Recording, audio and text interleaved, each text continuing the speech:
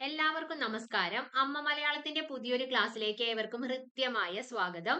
ഇന്നലെ നമ്മൾ സന്ധിയിലെ രണ്ടു തരം സന്ധികളെ കുറിച്ച് നമ്മൾ പഠിച്ചിട്ടുണ്ടായിരുന്നു. ആ ക്ലാസ് എല്ലാവരും കണ്ടിട്ടുണ്ടാവും എന്ന് വിശ്വസിക്കുന്നു. ഇല്ലാത്തവർ അത് പോയി ഒന്ന് കാണണം. ഇത് സന്ധികളും ചേർത്തെഴുത്തുമായി ബന്ധപ്പെട്ടിട്ടുള്ള മുൻവർഷ ചോദ്യങ്ങൾ അടങ്ങിയിട്ടുള്ള ഒരു ക്ലാസ് ആണ്. നമുക്ക് ഓരോരോ ചോദ്യങ്ങളായി ചെയ്തു നോക്കാം. ഒന്നാമത്തേത് ഇതാണ്: ചീന അധികം ചട്ടി ചീനച്ചട്ടി, മടി അധികം ശീല മടിശീല, അര അധികം കല്ല് അരക്കല്ല്. ഇതിൽ ശരിയായവ ഏതൊക്കെ എന്നതാണ് ചോദ്യം. ചീന അധികം ചട്ടി ചീനച്ചട്ടി ശരിയാണ്, ഇരട്ടിപ്പ് വന്നു. മടി അധികം ശീല മടിശീല എന്നത് കറക്റ്റ് ആണ്.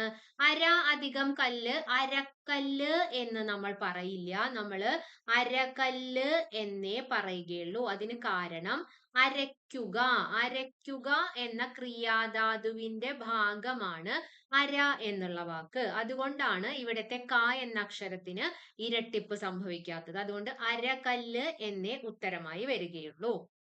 അപ്പൊ ഇതിൽ ഏതൊക്കെയാണ് ശരിയായത് എന്ന് ചോദിക്കുകയാണെങ്കിൽ ഒന്നും രണ്ടുമാണ് ശരിയായത്. ഒന്നും രണ്ടും ശരിയാണ്. അരകല്ല് എന്ന മൂന്നാമത്തേത് തെറ്റാണ്. ഉന്നമ്രം പിരിച്ചെഴുതുക എന്നതാണ് ചോദ്യം. ഉത്തധികം നമ്രം, ഉന്നധികം നമ്രം, ഉ അധികം നമ്രം, ഉൽ അധികം നമ്രം. ഏതാണ് ഉന്നമ്രം എന്ന് പിരിച്ചെഴുതുക? അത് ഉത്തധികം നമ്രമാണ്. കൂടിച്ചേരുമ്പോൾ ഉന്നമ്രമായിട്ട് വരുന്നത്. എന്ത് മാറ്റമാണ് അവിടെ വരുന്നത് എന്ന് നമുക്ക് നോക്കാം.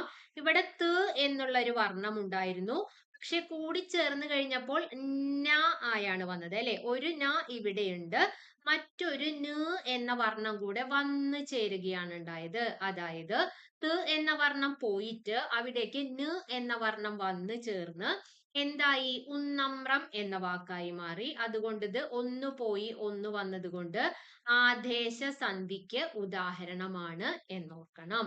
അടുത്ത ചോദ്യത്തിലേക്ക് പോകാം. വട്ടപ്പലക എന്നത് പിരിച്ചെഴുതുക എന്നതാണ് ചോദ്യം. തൊട്ട് കുറച്ചു മുന്നത്തെ ഒരു ക്വസ്റ്റ്യൻ പേപ്പറിൽ ഉണ്ടായിരുന്നതാണ്. വട്ടപ്പലക നമുക്ക് എങ്ങനെ പിരിച്ചെഴുതാം എന്നതാണ് ചോദ്യം. വട്ടം അധികം പലക, വട്ട അധികം പലക. ഈ രണ്ടെണ്ണത്തിലാണ് കുട്ടികൾക്ക് കൺഫ്യൂഷൻ വരാറുള്ളത്. നമ്മൾ ചിന്തിക്കണം, വട്ടിലുള്ള പലകയാണ്, വട്ടം അധികം പലകയാണ് വട്ടപ്പലകയായിട്ട് മാറുന്നത് എന്നോർക്കണം. അപ്പൊ ഇവിടെ ഏത് സന്ധി ആയിരിക്കും വരിക? നമുക്ക് നോക്കാം. കൂട്ടിച്ചേർക്കുമ്പോൾ വട്ടം അധികം പലക കൂട്ടിച്ചേർത്ത് നമുക്ക് വട്ടപ്പലക എന്നുത്തരം കിട്ടിയില്ലേ? വട്ടപ്പലക. ഇവിടെ ഈ പൂജ്യത്തിന് നമ്മൾ അനുസ്വാരം എന്നാണ് പറയാ അല്ലെ. ഈ അനുസ്വാരം ഇവിടെ നമുക്ക് കാണുന്നില്ല, അതായത് അനുസ്വാരം പോയി. ഇവിടെ ഒരു പായാണുള്ളത്, പക്ഷെ നമുക്കിവിടെ രണ്ട് പാ കാണുന്നുണ്ട്. അതായത് ഒരു വർണ്ണം വന്നു ചേർന്നു, പ് എന്ന വർണ്ണം വന്നു ചേർന്നു അല്ലെ. അപ്പൊ അനുസ്വാരം എന്നാണ് പറയാ. അനുസ്വാരം പോയി പ് എന്ന വർണ്ണം ആഗമിച്ചു. ഒന്ന് പോയി ഒന്ന് വന്നാൽ നമുക്കറിയാം അത് ആദേശ സന്ധിയാണ് എന്ന് നമുക്കറിയാം. ഓക്കെ ആണല്ലോ? ശരി.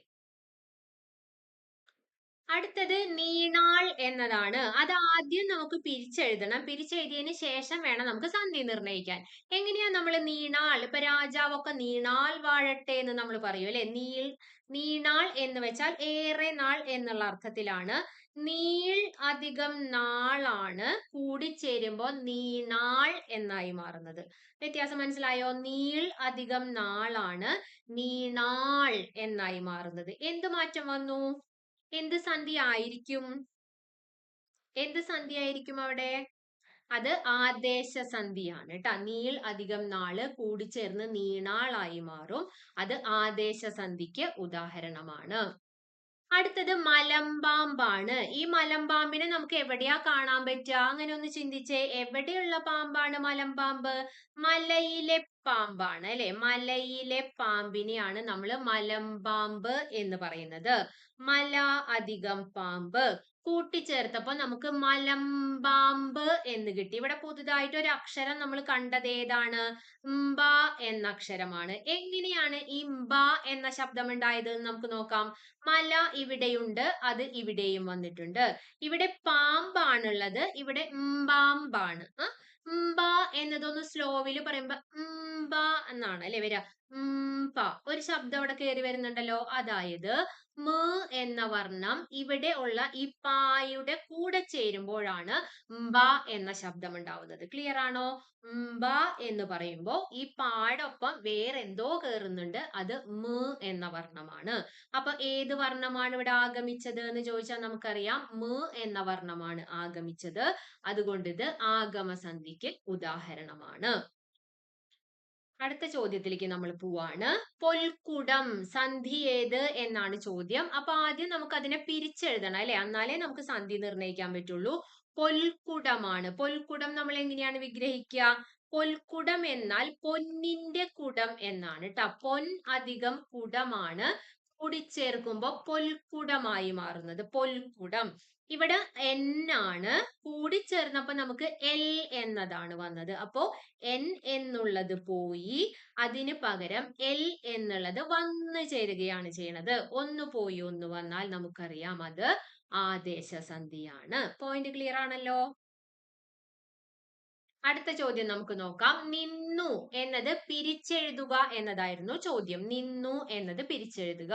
നിൻ അധികം തു, നീ അധികം നു, നിൻ അധികം നു, നിൻ അധികം തു. ഇതിൽ ഏതാണ് കറക്റ്റ്? ഓപ്ഷൻ എ ആണ്. അറിയാത്ത കുട്ടികൾ ശ്രദ്ധിക്കണം. നിൻ അധികം തു ആണ് നിന്നു എന്നായി മാറുന്നത് ട്ടാ. ഈ നിന്നു എന്നായി മാറുന്നത്. അടുത്തത് പൂത്തട്ടമാണ്. ഇതിലെ സന്ധി ഏത് എന്നതാണ് ചോദ്യം. പൂത്തട്ടമാണ്. എങ്ങനെ നമുക്ക് പിരിച്ചെഴുതാം പൂത്തട്ടത്തിനെ? പൂ അധികം തട്ടമാണ് പൂത്തട്ടമായി മാറുന്നത്. എന്ത് മാറ്റം വന്നു? ഇവിടെ ഒരു തായുള്ളൂ, കൂട്ടിച്ചേർത്തപ്പോ നമുക്ക് രണ്ട് താ കിട്ടി. ഇരട്ടിപ്പ് സംഭവിച്ചു. താ എന്ന വർണ്ണത്തിന് ഇരട്ടിപ്പ് സംഭവിച്ചു അല്ലെ. അപ്പൊ അത് ഏതായിരിക്കും? ദ്വിത്വസന്ധിയാണ്. പൂത്തട്ടം എന്നത് ദ്വിത്വസന്ധിക്ക് ഉദാഹരണമാണ്. അടുത്തത് കരിമ്പുലിയാണ്. ഇതിലെ സന്ധി ഏത് എന്നതാണ് ചോദ്യം. നമുക്ക് ആദ്യം പിരിച്ചെഴുതാം. കരിമ്പുലിനെ നമ്മൾ എങ്ങനെയാ പിരിക്കുക? പറഞ്ഞോളൂ. കരി അധികം പുലിയാണ് അല്ലെ. കരി അധികം പുലിയാണ് കൂടിച്ചേർന്നപ്പോൾ കരിമ്പുലിയായി മാറിയത്. കരി എന്നുള്ള അക്ഷരം അതുപോലെ തന്നെ ഇവിടെ കരി എന്നുണ്ട്. പുലി എന്നതിന് പകരം ഇവിടെ മ്പുലിയാണ്. മ്പുലി. നമ്മൾ നേരത്തെ പറഞ്ഞിട്ടുണ്ടായിരുന്നു ബ എന്ന അക്ഷരം ഉണ്ടാവണമെങ്കിൽ മ എന്ന വർണ്ണത്തിനോട് ഇവിടെയുള്ള ഈ പ എന്നത് ചേരണം അല്ലെ. അപ്പൊ അതായത് ഇവിടെയുള്ള പുലിയുടെ കൂടെ ഏതോ ഒരു വർണ്ണം വന്നു കയറിയിട്ടാണ് ബ എന്നായി മാറിയത് എന്ന് നമുക്കറിയാം. അതപ്പോ മ എന്ന വർണ്ണമാണ്. അതുകൊണ്ട് മ എന്ന വർണ്ണം ആഗമിച്ചത് കൊണ്ട് ഇത് ആഗമസന്ധിക്ക് ഉദാഹരണമാണ്. അടുത്തത് കരിഞ്ചന്തയാണ്. കരിഞ്ചന്ത. അതിലെ സന്ധി ഏത് എന്നതാണ് നമ്മളോട് ചോദിച്ചിരിക്കുന്നത്. നമുക്ക് നോക്കാം കരിഞ്ചന്തേനെ എങ്ങനെ നമുക്ക് പിരിച്ചെഴുതാൻ പറ്റും? പറയൂ. കരി അധികം ചന്തയാണ് അല്ലെ. കരി അധികം ചന്തയാണ് കൂടിച്ചേർന്ന് കരിഞ്ചന്ത എന്നായി മാറിയത്. കരിഞ്ചന്ത. എന്ത് മാറ്റം വന്നു എന്ന് നോക്കണേ. ഇവിടെ കരി അധികം ചന്തയാണ്, ചായാണ്. ഇവിടെ നമുക്ക് വന്നിരിക്കുന്നത് ഞ്ചായാണ്. അപ്പൊ അതെന്താ മാറ്റം? ചായ എന്നുള്ളത് എന്ത് ചെയ്തപ്പോഴാണ് ഞ്ചായത്? ഇഞ്ച എന്നൊന്ന് സ്ലോവിൽ പറയൂ. ഇഞ്ചയാണ്. ഇഞ്ച. ഏതക്ഷരമായിരിക്കും കൂടി ചേർന്നിട്ടുണ്ടാവുക? ഞ് എന്നതായിരിക്കും അല്ലെ. ഞ് എന്നത് ചായോടൊപ്പം കൂടി ചേർന്നിട്ടാണ് ഞ്ച ആയിട്ട് മാറിയത്. അപ്പൊ ഇത് ഏതാണ്? ഇതും ആഗമസന്ധിക്ക് ഉദാഹരണമാണ്. ഞ് എന്ന വർണ്ണം വന്നു ചേരുകയാണ് ചെയ്തത്. അതുകൊണ്ട് അത് ആഗമസന്ധിയാണ്. അടുത്തത് നോക്കാം. കണ്ടു. PSC എപ്പോഴും ചോദിക്കാറുള്ളതാണ്. കണ്ടു എന്നാൽ കൺ അധികം തു ആണ് കണ്ടു ആയിട്ട് മാറിയത്. എന്ത് മാറ്റമാ വന്നതെന്ന് നമുക്ക് നോക്കാം. ഇത് കൺ അധികം തു ആണ് കൂടിച്ചേർന്നപ്പോ ണ്ടു ആയിട്ട് മാറിയത്. കണ്ടു കണ്ടു. അപ്പൊ എന്ത് മാറ്റം വന്നു? ഈ തു എന്ന ശബ്ദം ഇവിടെ നിന്ന് മാറിപ്പോയി അല്ലെ. എന്നിട്ട് ണ്ടു ആയി. ണ്ടു. അതായത് ടു എന്നത് ആഗമിച്ചു. അപ്പൊ തു എന്നത് പോവുകയും ചെയ്തു, ടു എന്നത് ആഗമിക്കുകയും ചെയ്തു. ഒന്ന് പോയി ഒന്ന് വന്നാൽ നമുക്കറിയാം അത് ആദേശസന്ധിയാണ്. വിണ്ടാർ, തണ്ടാർ, കണ്ടു എന്നൊക്കെ ഉള്ളതെല്ലാം ആദേശസന്ധിക്ക് ഉദാഹരണമാണ് എന്നാലോചിക്കണം.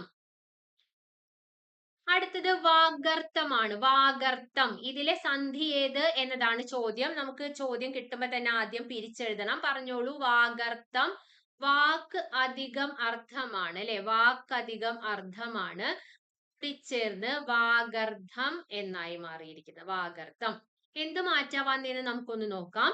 ഇവിടെ എന്നൊരു വർണ്ണം കാണുന്നുണ്ട്, പക്ഷെ നമുക്ക് ഇവിടെ എന്തേ കാണാനുള്ളൂ, ഗായെ കാണാനുള്ളൂ. ബാക്കി അർത്ഥം എന്നുള്ളത് ഈ ഗർദ്ധം, ആ ഗാന്റെ ഒപ്പം തന്നെ ഈ ശബ്ദം നിലനിൽക്കുന്നുണ്ട്.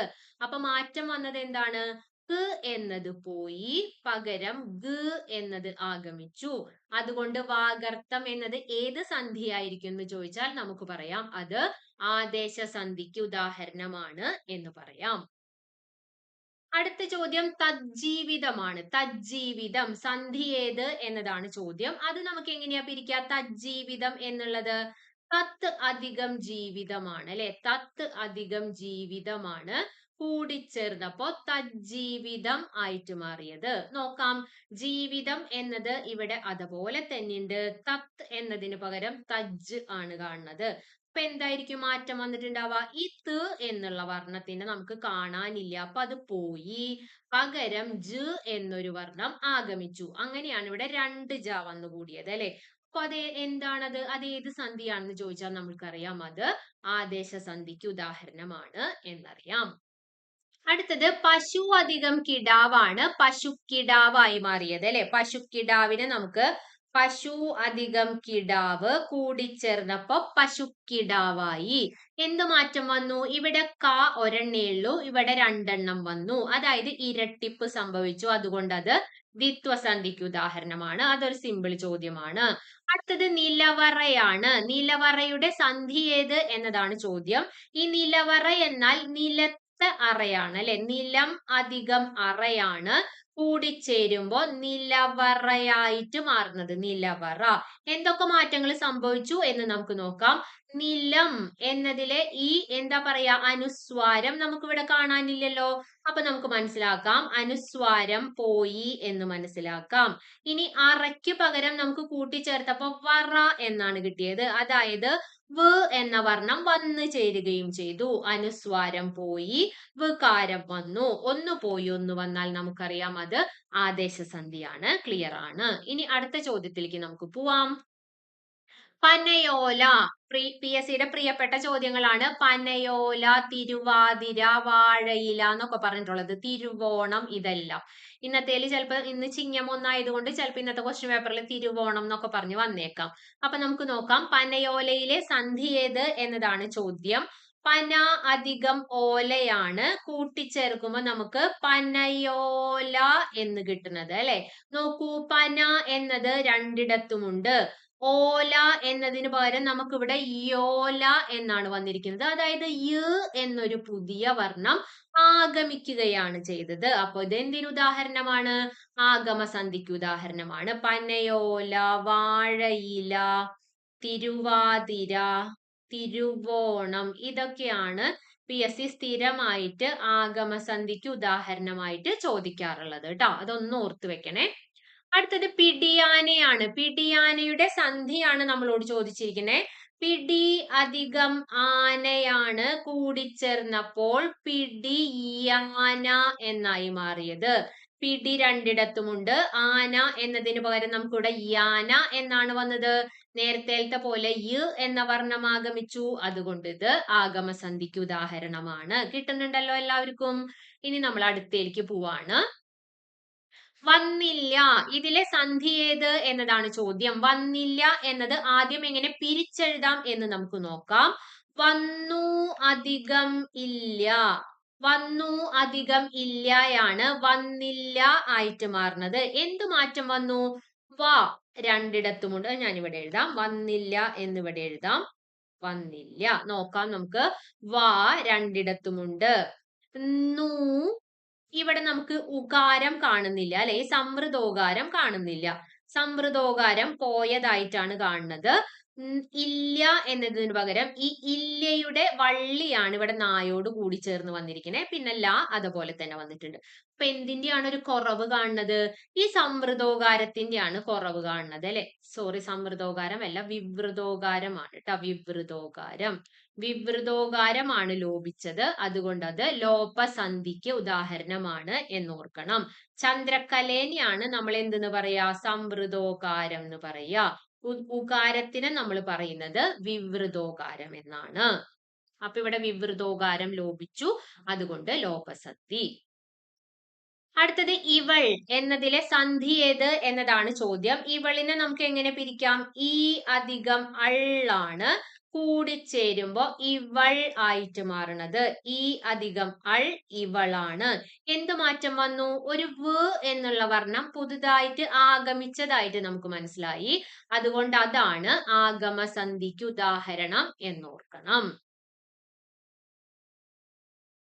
അടുത്തത് കടം അധികം കഥയാണ് കടങ്കഥ. കടങ്കഥ ചോദിച്ചിട്ട് ഉത്തരം കിട്ടിയില്ലെങ്കിൽ നമ്മൾ കടം വെക്കും അല്ലെ. ഒരു കടം, രണ്ട് കടം, മൂന്ന് കടം എന്നൊക്കെ പറഞ്ഞ് നമ്മൾ കടം വെക്കും. അതുകൊണ്ട് കടം 0 ഉണ്ട് എന്നോർക്കണം പിരിക്കുമ്പോൾ കേട്ടോ. കടം അധികം കഥയാണ് കടങ്കഥയായിട്ട് മാറുന്നത്. അതുകൊണ്ട് സന്ധി ഏത് എന്നതാണ് ചോദ്യം. നമുക്കൊന്ന് എഴുതി തന്നെ നോക്കാം. അത് നോക്കൂ, കടം അധികം കഥ കൂടിച്ചേരുമ്പോൾ കടങ്കഥയായി മാറുന്നു. ഇവിടെ ഒരു അനുസ്വാരം കാണുന്നുണ്ട്. ആ അനുസ്വാരം ഇവിടെ നമുക്ക് കാണുന്നില്ലല്ലോ. അപ്പൊ നമുക്ക് മനസ്സിലാക്കാം, അനുസ്വാരം പോയി. ഇവിടെ ഒരു കായാണ്, പക്ഷെ ഇവിടെ നമുക്ക് ങ്കായാണുള്ളത്. നമുക്ക് നോക്കാം ങ്ക എന്ന സാധനം എങ്ങനെ ഉണ്ടായി എന്ന് നമുക്ക് നോക്കാം. നമ്മളുടെ കയ്യിൽ എന്തുണ്ടായിരുന്നു? ക എന്നുള്ള ഒരു അക്ഷരം നമ്മളുടെ കയ്യിൽ ഉണ്ടായിരുന്നു. ഇതിന്റെ ഒപ്പം എന്തോ ചേർന്നപ്പോഴാണ് ങ്ക ആയിട്ട് മാറിയത്. ഇങ്ക എന്നൊന്ന് സ്ലോവിൽ പറഞ്ഞേ. ങ്ക എന്ന് പറയുമ്പോ ങ് എന്നൊരു ശബ്ദം അവിടെ കയറി വരുന്നുണ്ട് അല്ലെ. ങ് പ്ലസ് കായാണ് ഇങ്ക ആയിട്ട് മാറുന്നത്. മനസ്സിലായല്ലോ.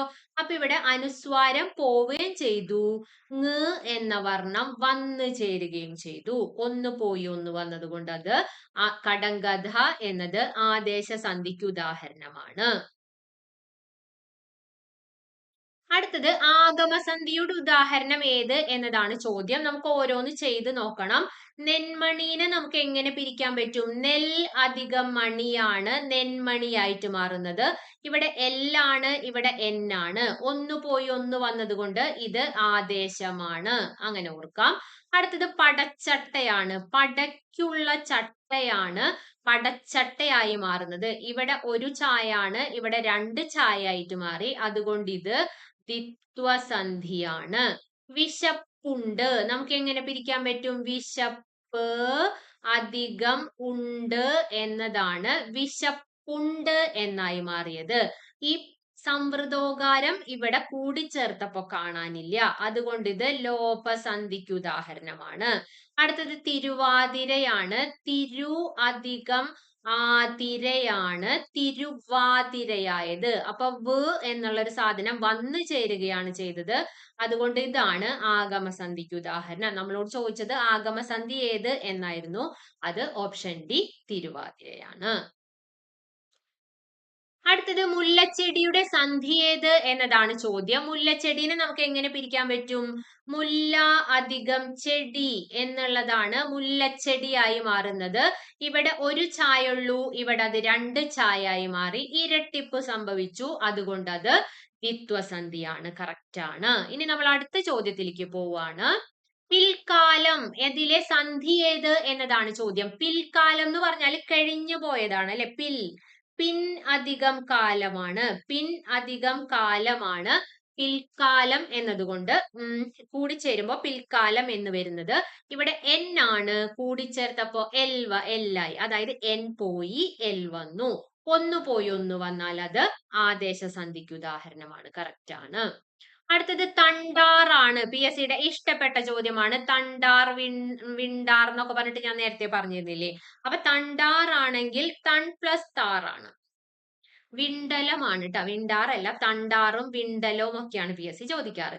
തൺ അധികം താറാണ് കൂടിച്ചേർന്നപ്പോൾ തണ്ടാർ എന്നായി മാറിയത്. ഒന്ന് നോക്കൂ, തൺ അധികം താർ തണ്ടാർ. ഇവിടെ ണ്ട എന്നുള്ളത് എങ്ങനെയാണ്? എൻ പ്ലസ് ഡായാണ് അല്ലെ. എൻ പ്ലസ് ഡായാണ് ണ്ട ആയിട്ട് മാറുന്നത്. നമ്മളെ കയ്യിൽ എൻ പ്ലസ് തായാണുള്ളത്, പക്ഷെ കൂടിച്ചേർത്തപ്പോ എൻ പ്ലസ് ഡായ് ആയിട്ട് മാറി. അതായത് ത് എന്നത് പോയി ഡ് എന്നത് കൂടിച്ചേർന്നു. അങ്ങനെ തണ്ടാർ ആയി മാറി.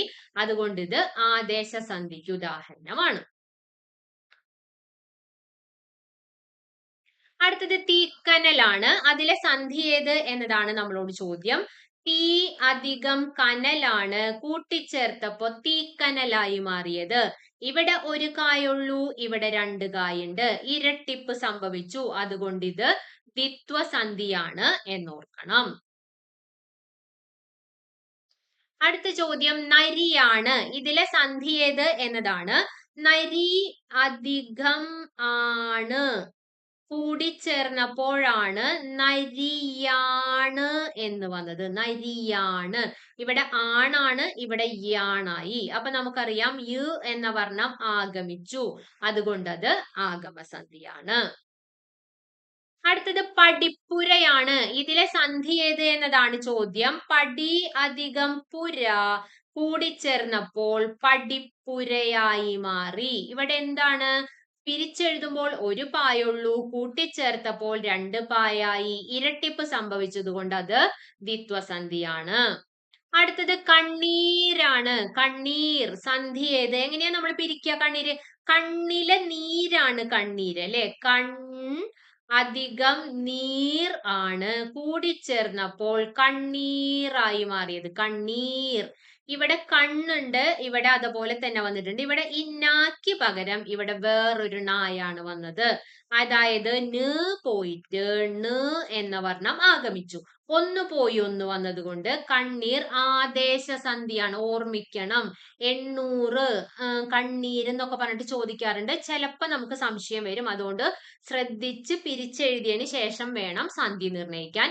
കണ്ണീരെന്നത് ആദേശമാണ്. അറിയാലോ, ആദേശം ചെയ്യപ്പെടുന്നു എന്നൊക്കെ നമ്മൾ പറയാറില്ലേ, സയൻസിൽ പഠിക്കാറില്ലേ, ഇങ്ങനെ വെള്ളത്തിലൊക്കെ ആദേശം ചെയ്യപ്പെടുന്നു. അതുപോലെ അപ്പൊ കണ്ണീരിനെ നമ്മൾ ആദേശം ചെയ്യാണെന്ന് ആലോചിക്കണം കേട്ടോ. കണ്ണീന്ന് വെറുതെ ഓർത്തു വെക്കാൻ വേണ്ടി പറയുന്നതാണ്.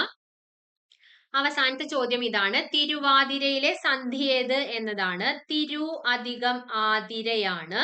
തിരു അധികം ആതിര കൂടിച്ചേർന്നപ്പോൾ നമുക്ക് തിരുവാതിര എന്ന് കിട്ടി.